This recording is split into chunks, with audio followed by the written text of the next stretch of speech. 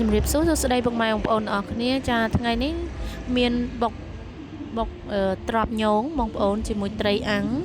ចាបងប្អូនចង់ពិសាមកប្រអប់ត្រឹមតែ 3000 រៀលទេបងប្អូនចាហើយក៏មានឆាក្តៅទាម្រះព្រៅបងប្អូនចាមកប្រអប់ 5000 មានលក់ថ្ងៃនេះមានលក់នៅខាងមុខផ្សារឃុំជ្រៃបងប្អូនចាចង់ពិសាបងប្អូនអាចអញ្ជើញទៅរកបានចាមកប្រអប់ត្រឹមតែ 3000 រៀលទេបងប្អូនអាចញ៉ាំ2នាក់ទៅ3នាក់4នាក់បានចាទាឆាម្រះព្រៅវិញមកប្រអប់ 5000 រៀលទេបងប្អូនចាហើយក៏មានជ្រក់ជើងមាន់មកប្រអប់ 5000 ដូចគ្នាហើយជ្រក់ជើងមាន់ស៊ីឈាន់នេះក៏ 5000 ដូចគ្នាចាបងប្អូនចង់ពិសាអីបងប្អូនអាចទៅរកនៅទីតាំងនៅខាងមុខផ្សារឃុំជ្រៃបានចាហើយទីតាំងមួយទៀតសាខា2ថ្មគោលចាបងប្អូនចង់ពិសាត្រីទាកំពុងតែរវល់ក្តៅហុយរងចាំបងប្អូនចា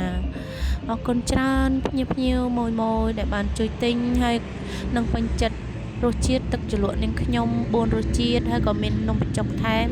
ពីលើជូនបងប្អូនមួយមុខទៀតចាបងប្អូនចង់កម្មង់ក្នុងកម្មវិធីផ្សេងនាងខ្ញុំទទួលសេវាកម្ម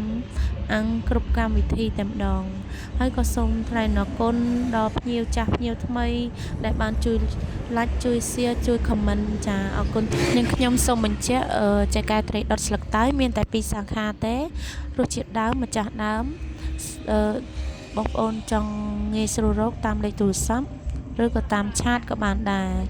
ចាអរគុណច្រើនជម្រាបលាម៉ូយ